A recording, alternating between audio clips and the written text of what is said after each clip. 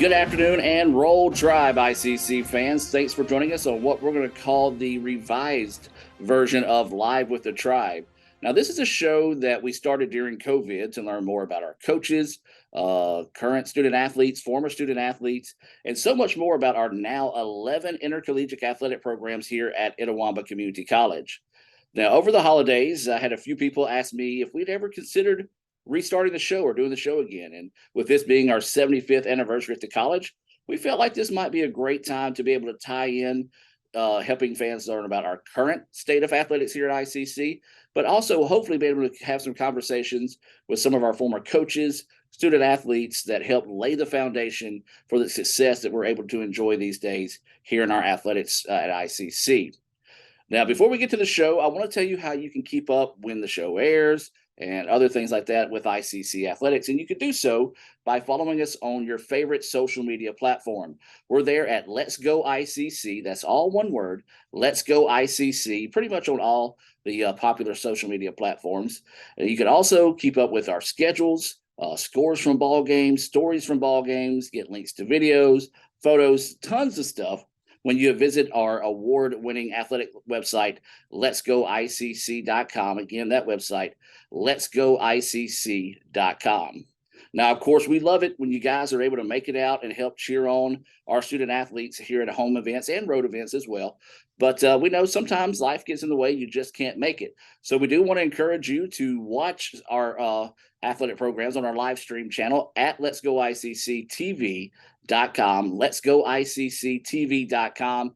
We've got the red channel. We've got the blue channel. We're working on a third channel for our arts department as well. So hopefully that'll be coming your way soon. But if you want to do that, but you can also watch on the on-demand section and watch previous broadcasts of athletics and other non-athletic events here at ICC. So National Signing Day is coming up on Wednesday. So this week's show is going to focus on recruiting, but not with football. We're going to talk with our women's head soccer coach, David Strother. We'll also hear from our men's soccer coach, Caryl Vogel, and our volleyball coach, Annie McGregor, as they're working just as hard as our football coaches are right now to bring in some of the best student athletes that we can get here at ICC. So we're going to talk to them and learn more about their recruiting philosophies, how they stay in touch with coaches, players, kind of that communication, how key that is when it comes to recruiting.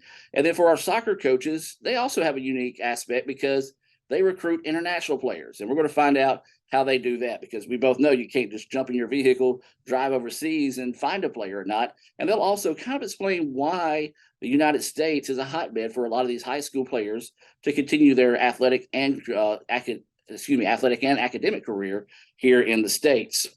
But before we do that, we're going to step away and hear a few words from our sponsors.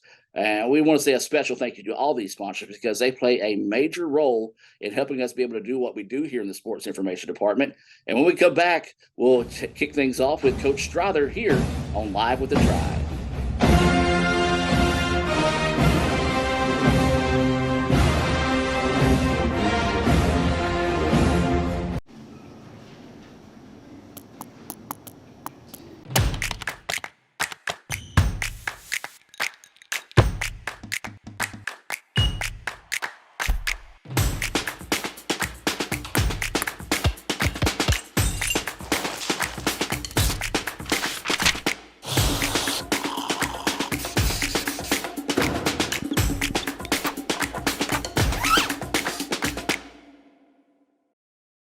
Kirk Herbstreit is a man of many talents, not only an athlete and a sportscaster, but also a skilled swordsman, a master chef, Needs more lavender. a wonder at word games. 2 tries, every time. But his true talent lies in the art of banking. With Renaissance Bank's great products, rewards, and easy-to-use online tools, every transaction is a masterpiece. You might refer to Kirk as a Renaissance man. But I call myself a Renaissance man.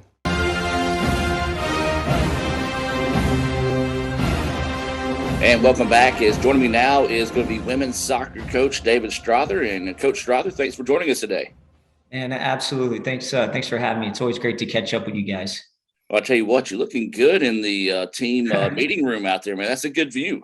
Yeah, thank you. This is a newish facility for us. This is going on our third season to have this complex, and this is where we try to hold all of our video meetings. And anytime we're recruiting international players or having interviews like this, it's a great asset that we get to kind of sort of show off and brag to anyone that has a chance to view us. Well, we're going to talk about recruiting a little bit later on today. But before we do that, let's look back at last year's season. I think you finished 7-9, just missed out on the playoffs. Very, very tough league. I know everybody knows this conference for football, but to say how tough this league was, there were 4 teams, obviously, in the Final Four, 3 of those coming from this league. So just one, talk about the toughness of this league and then look back at the last season. Yeah, I think over the past three years, you've been able to see how competitive this league has become. We've always recognized that from a conference standpoint, but to see it recognized from a national standpoint, it's just reiterating how competitive it's always been, and now how much stronger it's getting across the national level. And so, any game, just like in any other sport in our league, any game can go either way, and all the games matter.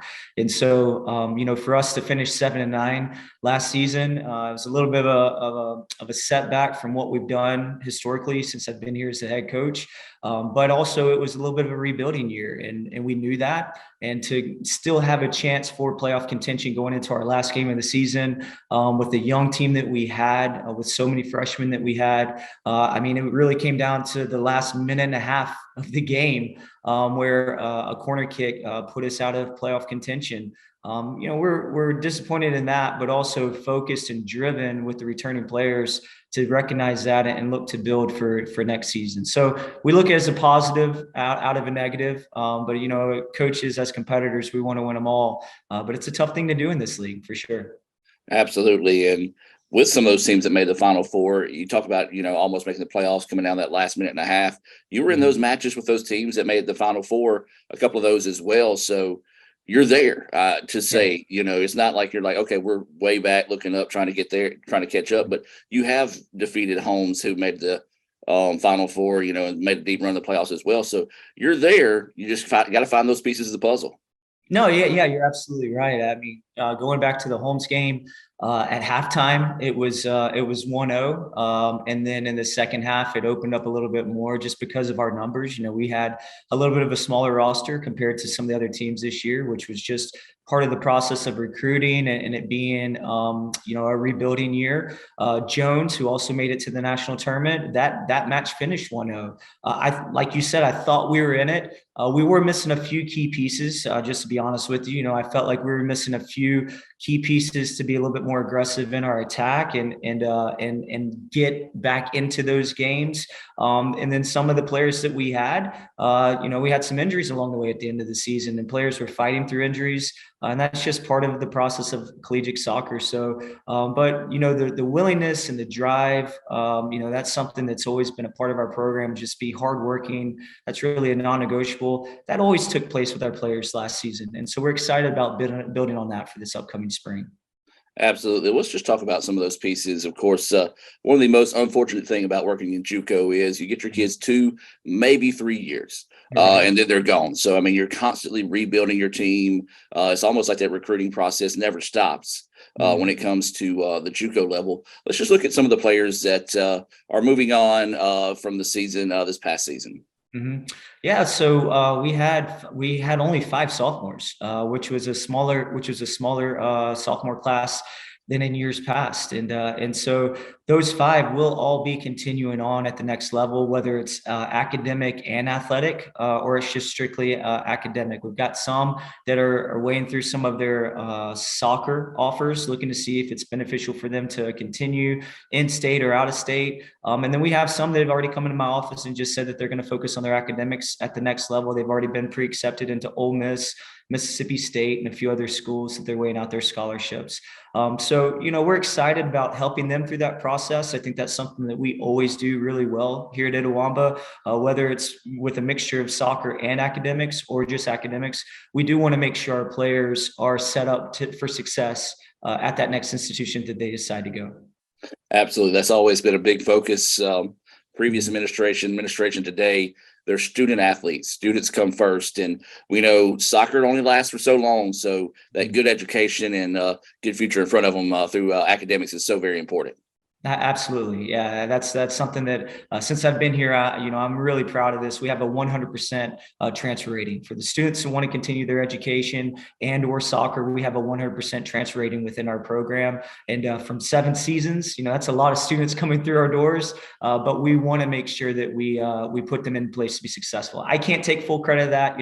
Like you said, comes from our administration, comes from our leadership, comes from our counselors helping them in the process too. So very appreciative of that.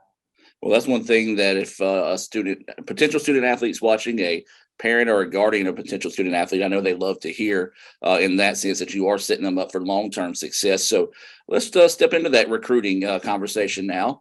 How's recruiting going? I know, like we said, it's never ending. So let's just, where are you at right now in the recruiting process? Daily. So that's any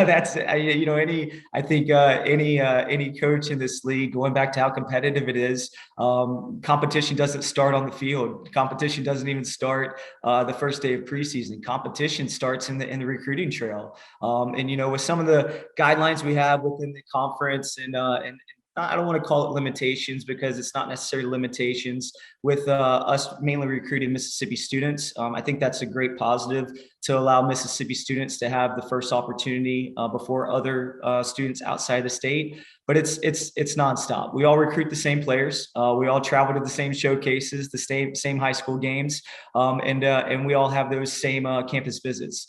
So where we are in our process for 2023, we're pretty close to being done, pretty much with our Mississippi players, and then we're now moving and focusing on our out-of-state international players for our 2023 class. Our process in recruiting may be a little bit different than some institutions. I don't know when everybody starts their journey. It seems like more and more as the years go on, they get offered younger and younger. We're not really big on offering sophomores at the high school level, even juniors that are beginning their junior year, their junior season. We want players to come to Itawamba that are maybe 4-year driven, that are looking at 4-year schools and maybe starting that process of 4-year schools first. And then so we come into our recruiting process maybe a little bit later than some of the other schools. We'll start communicating with juniors as they're wrapping up their junior year of high school soccer, which is actually starting to take place right now. The state is in the high school playoff format right now. And this will be the time as their season's winding down and playoffs are expiring. We'll be starting to contact juniors that we've identified. Maybe we've seen them at showcases or we've had them at our ID camps, and we'll start communicating with them about campus visits. So our process is about 18 months. We try to identify them during their junior season, talk with them as their junior season winds down, look to bring them onto campus going into their senior summers, and then look to make offers and have ideas of where they stand with our offers going into their senior year as August and September hit. And that's the process we've done in the past. But with recruiting, it does seem to change, and we want to make sure that we are still out there and visible. And we never want a player to think, well, if this school's talking to us, but Itawamba is not talking to us, are they not interested? And that's very seldom the case. If a player is interested in our program, we're always interested in that player. And then we want to see if they fit into our structure, they fit into our system, they fit into our culture, and then begin speaking with them. But we just have a different process than maybe some of the other schools. Well, you kind of touched on it in there. I was going to ask you, how do you go about identifying those players? One, finding out about them, scouting the players, working with other coaches. Just don't give away any secrets, obviously. But just take us through that process. Yeah, I think recruiting is communication. I think recruiting is communication and relationships. And so it just comes down to communicating. Sometimes that starts on our end. We may see a player that we like and we'll maybe request some contact information from their coaching staff. We may speak with them after a showcase event or after a high school game that we're able to attend. If we're not able to, sometimes players leave the field a little bit quicker than expected. We'll try to get the contact information and reach out to them. But also it's a two-way street. If a player is interested in us, they can always send us an email. I love a contact email just to say, hey, coach, I'm interested in your program. Your school has my major. Also, by the way, here's some upcoming games, and here's a little video clip from YouTube that maybe you can watch. And so, of course, it's our responsibility to communicate if there's players that we like and they don't know that we're interested in them. But any player that may be interested in us, we always encourage them to reach out to us through email, through phone, any way that they can communicate. We've even had some reach out to us through Instagram and Twitter, and that's perfectly fine. But recruiting is communication and relationships. And so after we're able to establish that first line of communication, then it comes down to those relationships. I'm not really big on offering a player blind, that's never seen our campus and it's not gotten to know me and our coaching staff. We want to build that relationship and let them know what we're about before we put an offer on the table so they know where we stand. And that's kind of how we go about handling our recruiting process. And we're talking with Coach David Strother, the women's soccer coach here at ICC. And Coach, you and tennis are two of the main programs that do bring in internationals. Mm-hmm. And I know there's a lot of people saying, well, how in the world does somebody from England find Fulton, Mississippi? So talk about that interesting aspect of recruiting and kind of how you make those connections and get somebody to talk in to come to Fulton, Mississippi. Well, the American experience is such a wonderful experience from an education standpoint, from a college environment and college life standpoint. The European countries really don't have the same model like what we have.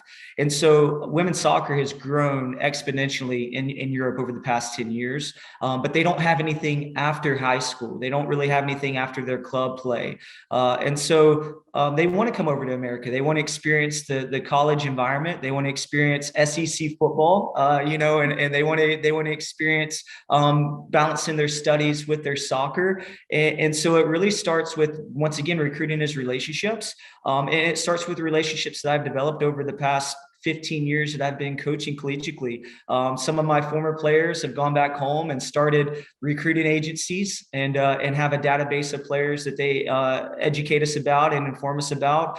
Sometimes former players have friends and they'll let their friends know about the great experience that they had here at Itawamba. And so, yeah, you're right. We don't really fly them over for campus visits and spend a weekend and then send them home. Occasionally, we will travel internationally. Coach Hugo Gauthier is our assistant coach. He's from France, and so that kind of fits in nice with some of the showcases that happen in Europe during the winter break. He's able to fly back home and also catch some of those showcases and speak with these students one-on-one. But a lot of our international recruiting takes place online. It'll be WhatsApp phone calls, and it'll be videos, and it'll be email correspondence. And we just try to create a platform for those international students to have a stepping stone. The American experience is wanted, but they don't really know what to expect. And you know this, four-year universities, man, 100,000 students, and you're not used to that environment, man. Maybe your town's not even 100,000 people. And so they want to come to America, but what we try to provide for them is a great stepping stone to not be overwhelmed in the American experience, where we get them acclimated to classes and practice. And then we give them an environment where it's challenging. We do press all of our students, and we do push them to be the best they can in the classroom and out on the field. And then they're able to use this experience to see if they want to go bigger or if they want to stay about the same size as what Itawamba is whenever they go to the 4-year level. So it's a different route. It's not as much face-to-face or one-on-one relationships, but it is still a personal relationship with those international students. And that personal relationship is the key to that, because my favorite thing to do is when I'm doing a broadcast, I'll do the math. I'm like, all right, it's 2:00 here. So so-and-so's watching at almost 9:00 overseas. Right. But the awesome thing about that is I still stay in touch, or some of those parents still watch, some of the players still watch. And that really gives you that ICC family vibe that we always talk about here. Yeah, it's really amazing. Not saying that the American students or the Mississippi students take our education system for granted. They just don't know any different. But a lot of times whenever an international student comes in, like they have a plan. They know what they want to study. They know what they want to do after university studies. And it's trying to use their soccer experience and their soccer scholarships to provide them an opportunity to better themselves than what they would have in their home countries. Man, we've had some come through and go into the medical field. We've had some come through and go into the business field. Some have gone through the education field. We've got one that just recently graduated from an NAI program that graduated from aviation and is doing amazing. And they wouldn't have had those opportunities without us starting that first here at Itawamba and then helping them step into those environments after Itawamba. So it's always exciting to see. You're exactly right. And we both know who you're talking about when you said graduated from aviation. She's probably watching, so if she does, she owes us a flight somewhere. Absolutely. I'll let her take me back to her home country, and I'll just do a weekend getaway at her beach house. So absolutely. I like it. I like that idea. Well, Coach, anything else you want to add? Maybe an opportunity to reach out to people that are interested in more in the program, how they can follow you, or maybe there's a player out there that would like to have an opportunity to get up with you and to see about pursuing the future here at ICC. Well, anytime you want to know about us, the easiest way to just follow up on a daily basis or a little bit more of an instant gratification, I guess you say, is through social media. We're on Instagram. You can find us at ICC_soccer. We're on Twitter, same handle, ICC_soccer. Anything that we have going on within the team, anything we have going on campus that's involving the team is always posted on those social media outlets. My contact information through email is DW Strother, so DWSTROTHER at ICCMS.edu. You can obviously reach me through there. My office number is 662-862-8125. Going back to communication, if we're not communicating with you and you're interested in our program, reach out to us. This is always a continuous cycle of recruiting. It never stops. You can be a 12th grader that recently graduated, and we're going to be open to speaking with you. You could be an 8th grader just looking for camp experience and not knowing who to reach out to and asking questions. Feel free to do that. And if you ever want to know personally about our program, obviously you can go to our athletic website. You guys do an amazing job with that at letsgoicc.com. You can see some of the history of the program, some of the information about what we've done in the past, some of the information about current recruiting cycles and players that we've signed on for this recruiting class. You can get all that information off of the websites and our social media. But I will tell a student athlete, if you want to come and be a part of a family, and a family that's going to push you and a family that's going to help you become not just a better soccer player. We've shown success in that, but also hopefully a better young lady that's going to have ideas about what she wants to do after Itawamba.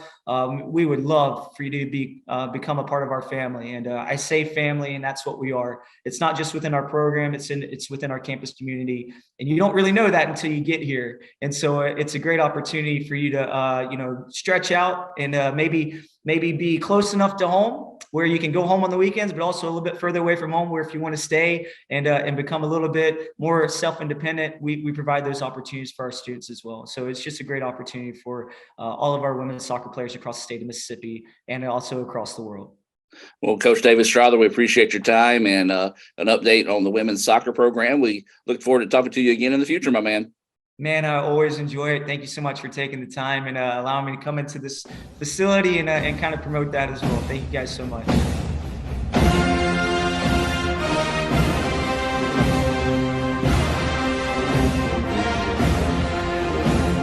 Kirk Herbstreit is a man of many talents. Not only an athlete and a sportscaster, but also an expert cartographer, an amateur alchemist, a surprisingly gifted poet. What rhymes with encroachment? But his true talent lies in the art of banking. With Renaissance Bank's great products, rewards, and easy-to-use online tools, every transaction is a masterpiece. You might refer to Kirk as a Renaissance man. But I call myself a Renaissance man.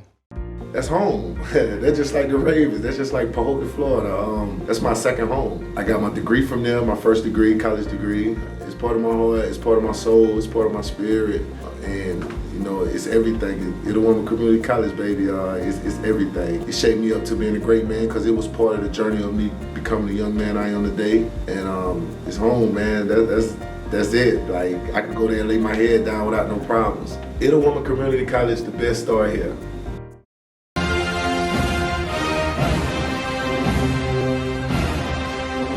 And welcome back to Live with the Tribe, ladies and gentlemen, as now we're going to shift into talk a little bit of volleyball, as we're going to coach Annie McGregor joining us now. Coach, thanks for joining us. Yes, of course. Happy to. All right. Well, Coach, before we get into it, let's take a look back at last season, your first season here at ICC. Yeah. So kind of just review last season and what you thought, how the things went and what you learned in your first season as a collegiate coach.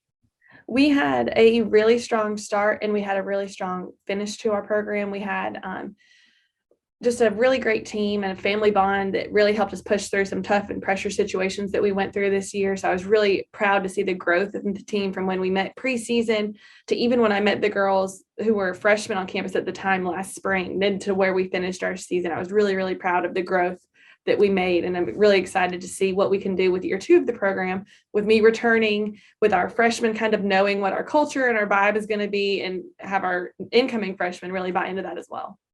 All right. So you come from Pontotoc, a very successful program there. What was the biggest learning curve for you, or the biggest jump for you? We always talk about the jumps for the players, but as a coach, what was the biggest learning curve or jump for you from the high school to collegiate level? The quickest thing is the turnaround. You know, these kids, we only have them for 2 years. And so it's just such a quick turnaround, because Audrey Hamill, for example, was with me and she was a starter all 4 years she was at Pontotoc, you know, and so it's such a quick turnaround. And so right now, when we're in our off-season training, we're filling some big roles from kids who are graduating, and I'm realizing, okay, who's going to fill these next? You know, it's just such a quick turnaround as opposed to the high school where you have 4 years with these kids. Absolutely. So let's just talk about that. Let's look back at some of those sophomores that are leaving. As you said, unfortunately, get them 2, maybe 3 years if we're lucky. But let's talk about some of those players that we're going to have to fill some roles in for next year. Yeah. One of our biggest ones was Sarah Allen Thornell, who's already left to join the Christian Brothers team. She started with them in January of this year. And she was just a stud for us. She was a stud offensively. She was a stud defensively. She was one of our setters. She was our main setter. So everything ran through her. And when she wasn't setting, we had her attacking. So she was going to be sorely missed. And we're right now, Audrey Hamill is our only freshman on our only setter on campus. And so we're really working hard, and she's getting some really awesome reps to be able to step into that position. And we can't wait for some setters in our new class to come in and join her on campus. We're also really going to miss KK Johnson. She's, again, just someone you count on back row defensively, front row. Her energy is just next level and kind of brings the whole team up. Our 2 starting middle blockers, Vicaria Jett and Jacqueline Brown, are moving on. And so those are some big roles too. And that's another thing that right now with our off-season practice, we've got 1 true middle, you know, and so it's just kind of this off-season is just a tough time where you have these roles to fill, but we don't right now have all the personnel and players to fill it, you know, so it's really good learning experience for a lot of girls becoming, you know, multi-position athletes. So it's been a fun experience. All right. So this is your first recruiting. Well, you recruited some, but this is going to be your first full year of recruiting. So how's that going so far? I enjoyed it so much. It was so fun because I really felt that with coaching for 10 years in this area, I already have a relationship with so many of these coaches. And so now it's so funny to be recruiting people who I hated playing against, you know, so now I get to be like, hey, why don't you come play with me? That would be fun. And so we were really fortunate in one of our 24 signing class, Bree Lyons from Oxford, she actually graduated in December. So she joined us on campus in January. And so she gave us 10.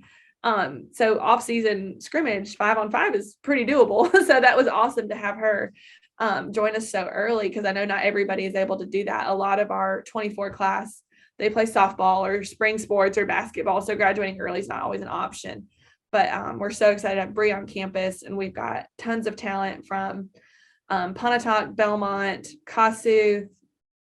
I know I'm leaving people out. We've got Alabama, but just tons of talent from all over. New Hope, there's my list, joining her. So it's going to be a really great, well-rounded class once they all get here. Well, Coach, you kind of touched on it there for a second. Take us through your recruiting process. You do have those relationships with coaches.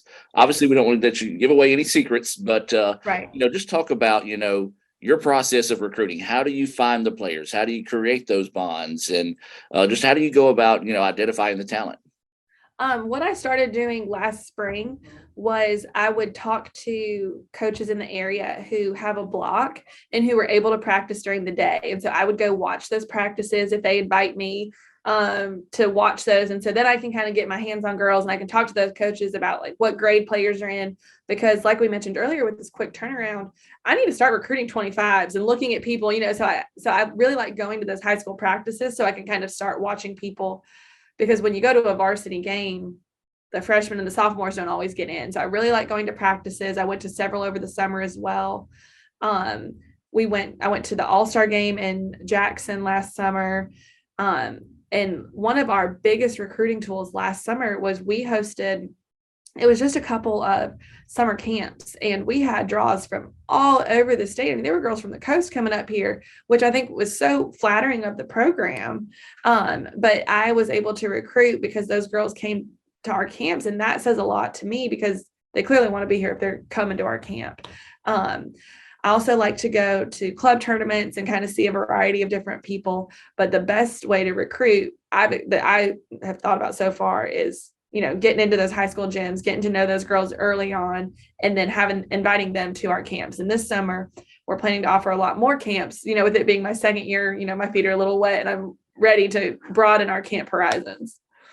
Awesome. Well, I'm still learning volleyball, Yes. and I appreciate you helping bringing me along in that. So talk about how you identify players when it comes to matching your style of play or mainly like your thought process as a program. To me, our team culture and climate is the most important thing. So I like to recruit grade A humans and teammates and really good volleyball players. It's not the other way around for me. And so what I like to watch when I'm looking at players is how they interact with their coach. How do they interact with their teammates? What do they act like in pressure situations? Because as far as volleyball skill goes, we can handle that. We can teach that. But I really like to see how these girls carry themselves and how they act when the going gets tough. And so I think those games and stuff like that is really the best time to see them and get that look. Absolutely. And I know one big thing that you're very proud of, saw it on social media, is their success in the classroom as well. Yes. Yes. Talk about your success as a team. I know for parents, they're like, well, they're going to play volleyball, but at ICC, you're a student athlete. Student Yes. comes first.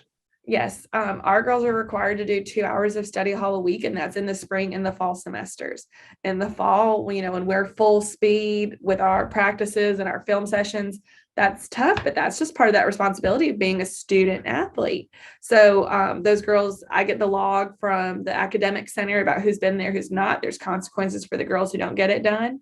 If for some reason we have girls at our grade checks that they fall under where I think they should be, they kind of get a prescription for more study hall hours, or we could get them some tutoring or whatever they needed to help them be successful.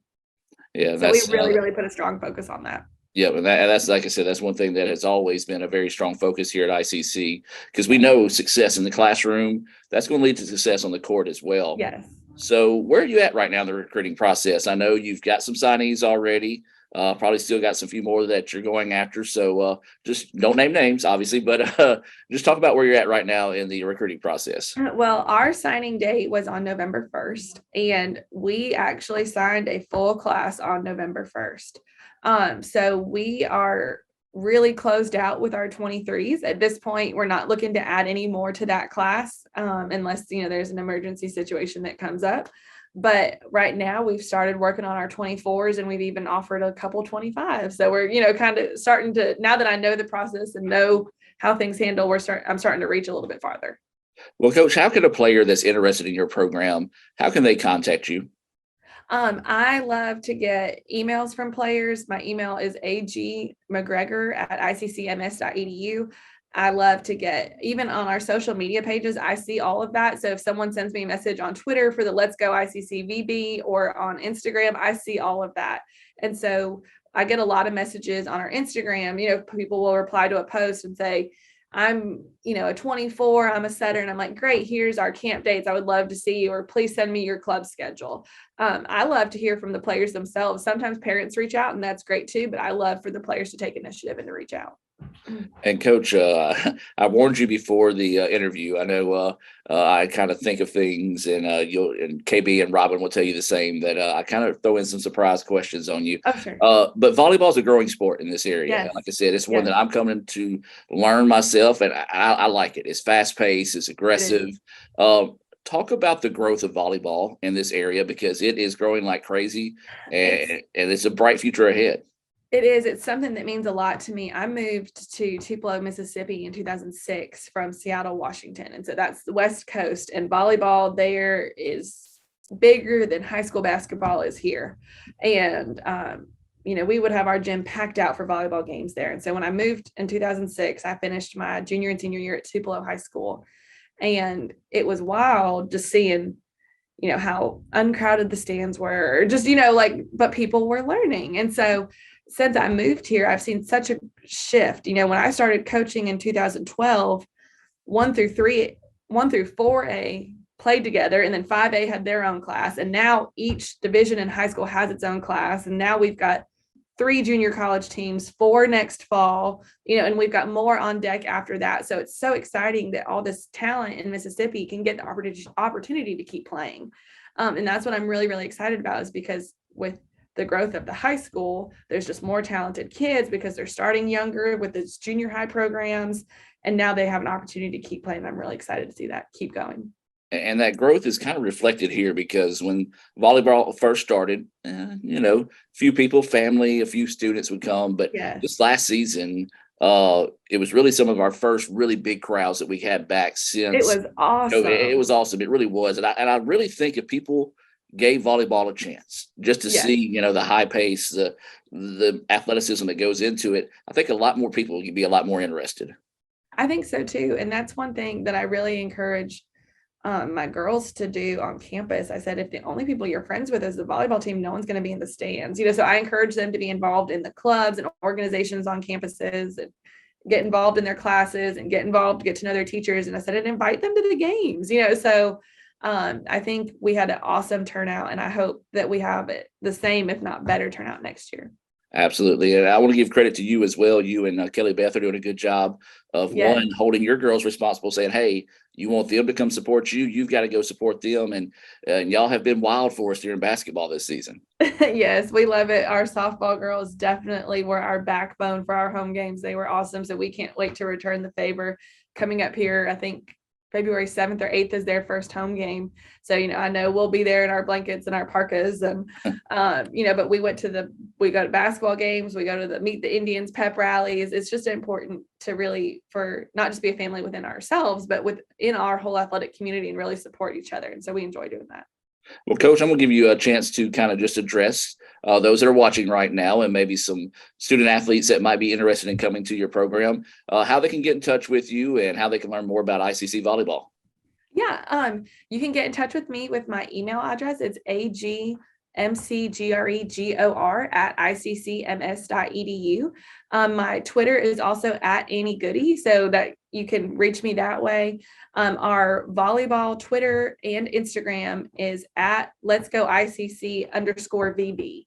And so that's a great way to see what's going on in our program. I really try to have an active presence on social media for our volleyball, so that you can see what we're doing in the off season, whether it's weights or spin class, or we do mental health Mondays, different things that we're doing with our girls, so that way people who want to be a part of our program can see what we're all about. So I definitely encourage you to check out our volleyball social media pages, also our volleyball Facebook page.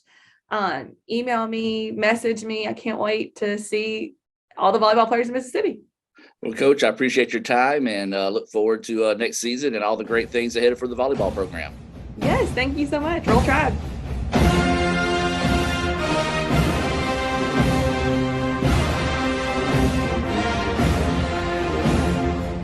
Playing on tour takes years of dedication, hours of practice, focused precision, and nerves of steel.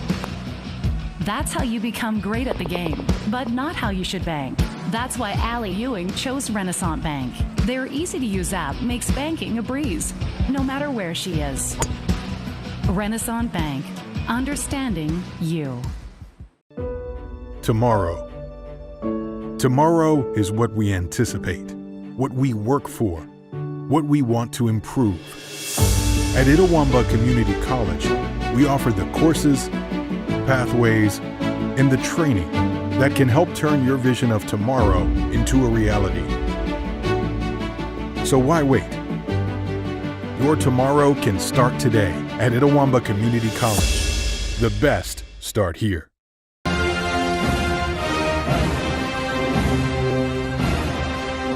And welcome back, ladies and gentlemen, as now joining us is going to be men's soccer coach Caryl Vogel. And Coach Vogel, before we get started, man, thanks for joining us. Yes, sir. Thank you for having us.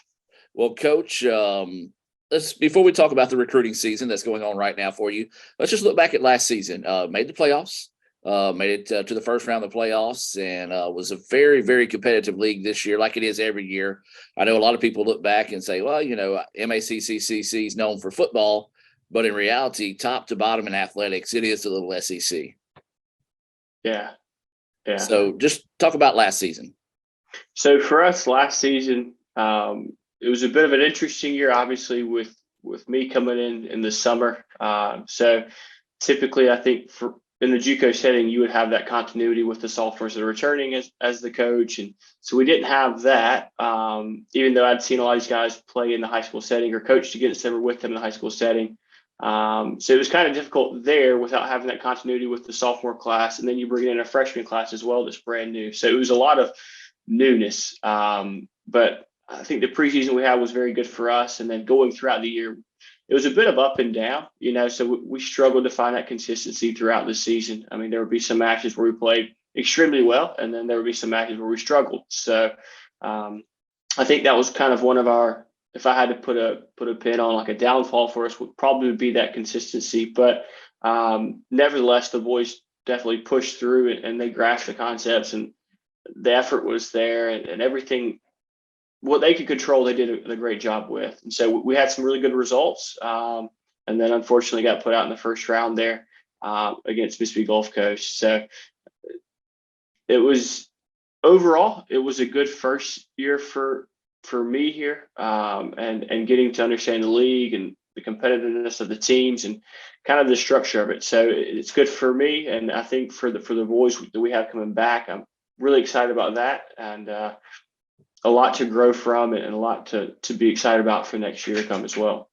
And you may have just said it yourself there. This is a question that I like to ask first-year coaches. What was the biggest thing that you learned this season? Yeah, I think the biggest thing for me, I don't know how to put this, the difference in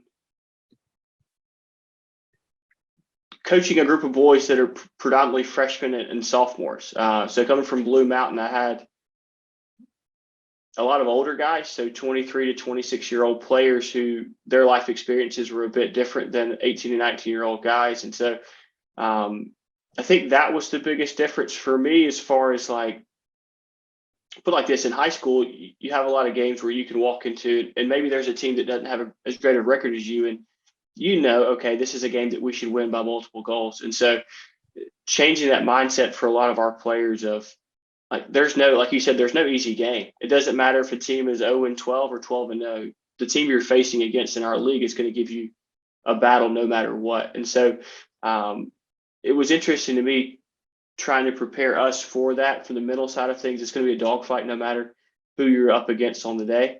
So I think for me, the biggest transition was going from, obviously I was in the high school setting for 9 years, and then I jumped to Blue Mountain. And so that was a whirlwind of a shock there with the personalities of players, and then kind of coming back to this middle ground, you know, so players who are mature, have left the high school setting, but are on their path to kind of that university setting as well. So kind of being that middle ground for them and helping them go through that maturity process and understanding of how the college soccer game works.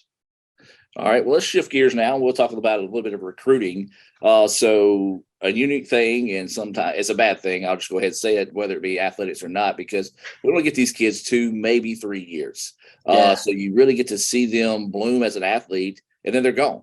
So Right. let's talk about some of the guys that are not necessarily the guys, but talk about the team makeup that you may be losing due to players moving on to the next level, things like that. And then just, some of the key spots you got to replace from last season.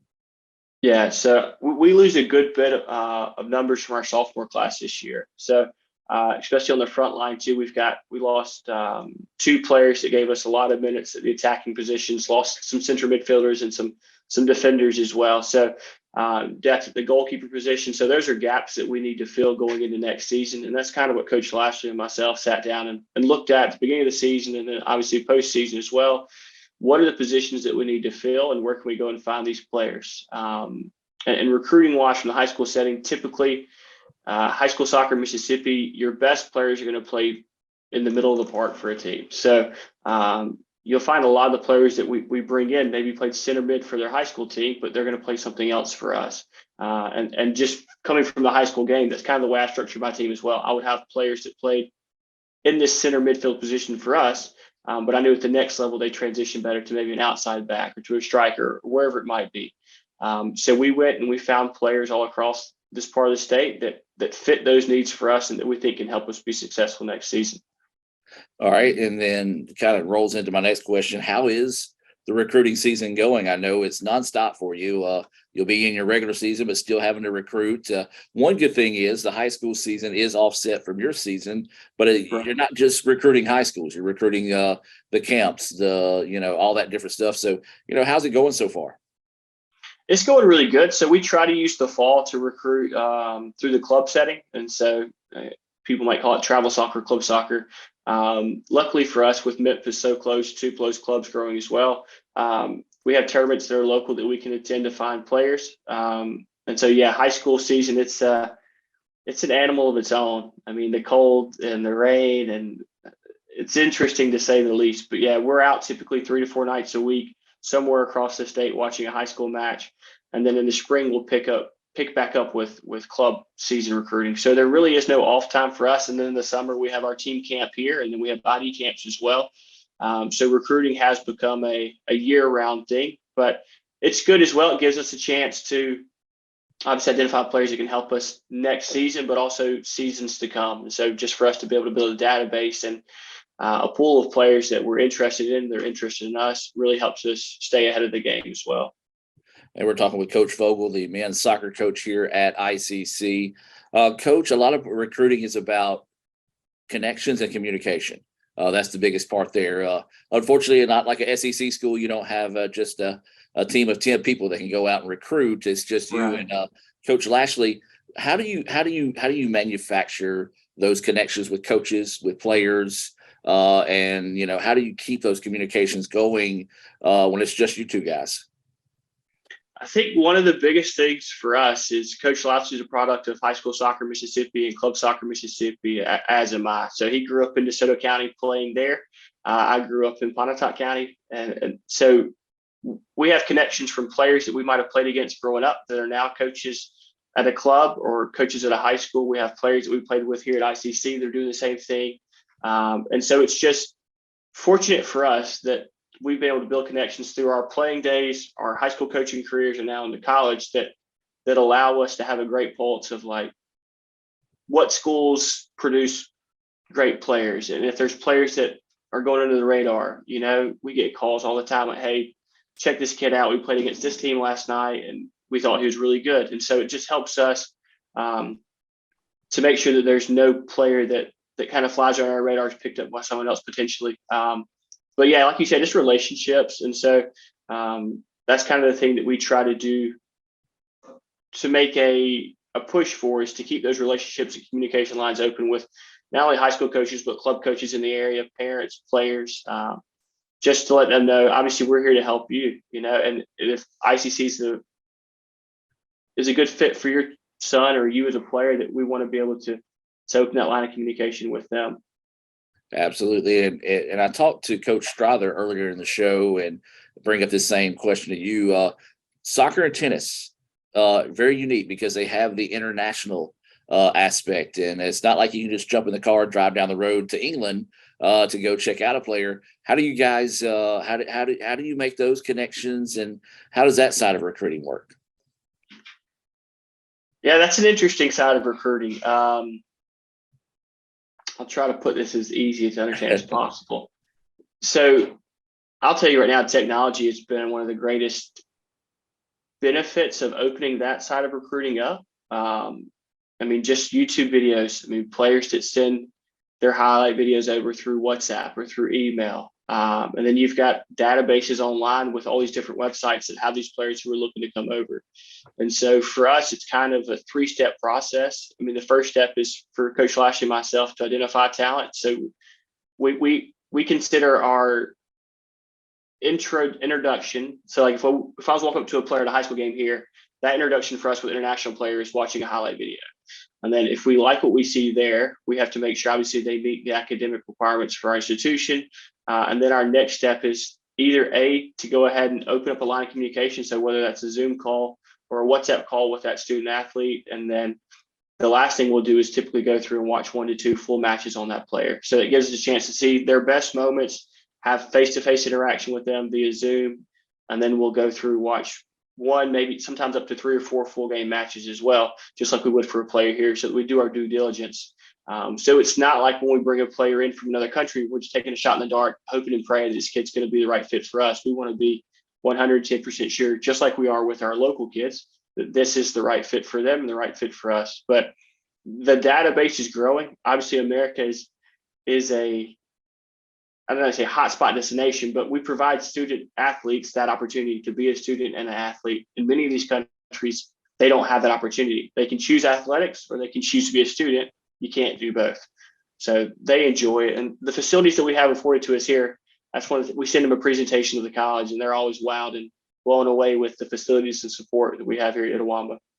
Yeah, and really and truly, it has gone back even to Sully's days. Once those international players do get here, they're family. Like they jump in, it don't take any time for them to adjust. And of course, with their unique personalities, and as I've come to learn, they don't like to say the unique way they speak. But it's just it's really amazing to see how one, they come in, they quickly adapt to the college, because not only do soccer players or their teammates, but the entire college embraces them as a family member. Yeah. Yeah. And it's an interesting dynamic. And that's the thing. If you look at the history of this program, I've only been here for 1 year, but you've got players that come in from Brazil, Australia, Germany, England. I mean, they're coming in from all over. So it's not like you've got 6 coming from this one country. And so it is a bit different for them, obviously, to assimilate to the culture. Typically, the hardest thing for most of them, unless they're coming from Central South America, is the weather. Yes. European weather versus summers in Mississippi are quite different. So, but they do a really good job, and they're open to it. And it's a great experience for them as well as for the college and for our students here to have that benefit to go to class with students from other countries and experience those cultural differences. Absolutely. Well, I know you're still recruiting right now. So where are you at in the recruiting process? What are you still looking for? Where are you at right now? Yeah, right now we have just a couple of international spots that are still open. And then we have maybe 1 Mississippi slot still open available for us. So we're close to wrapping up our recruiting class for next fall. Really pleased with the players that we have that are going to be coming in the fall. I think they're going to help us obviously push for playing time. That's the goal for every player you recruit, is come in and be the best player and give us the best chance to win and take care of what you're supposed to take care of in the class and the community, and everything will go well. So we're really excited about the players that have committed to us and they're coming in. I think it'll be a really, really strong group. All right. Well, what's your expectations for next season?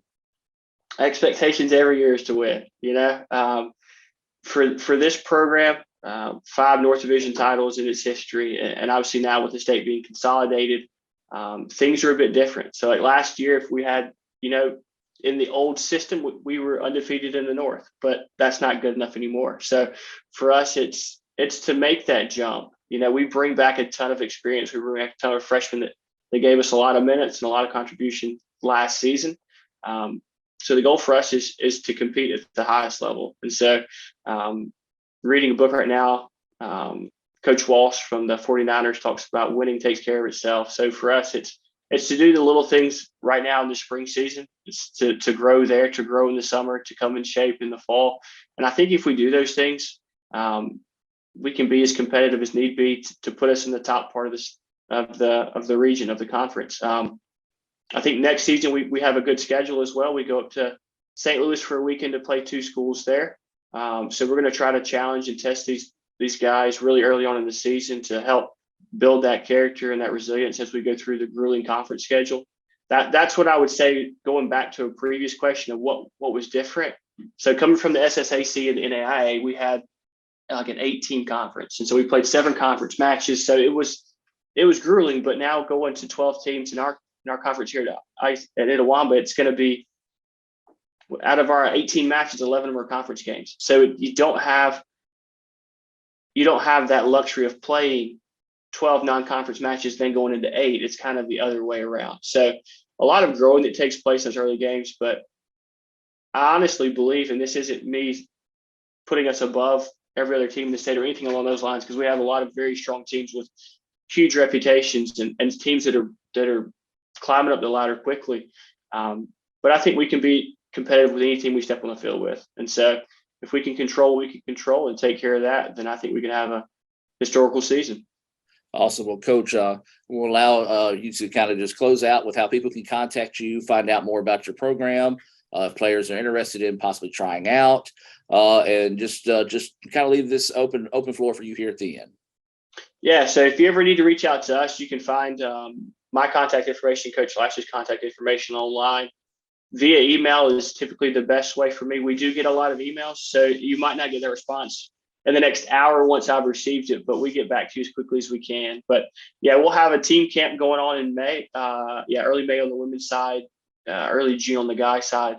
We're looking to add ID camp this spring. We haven't put the dates out quite yet, but ID camp in the spring and then another ID camp in the summer. So any player that's interested in potentially playing for us, please feel free to reach out, give us your contact information, where you play, and any other pertinent information. Love to get in touch with them. Well, Coach Vogel, appreciate your time today, and look forward to talking to you on down the road. Thank you, sir. Have a good one.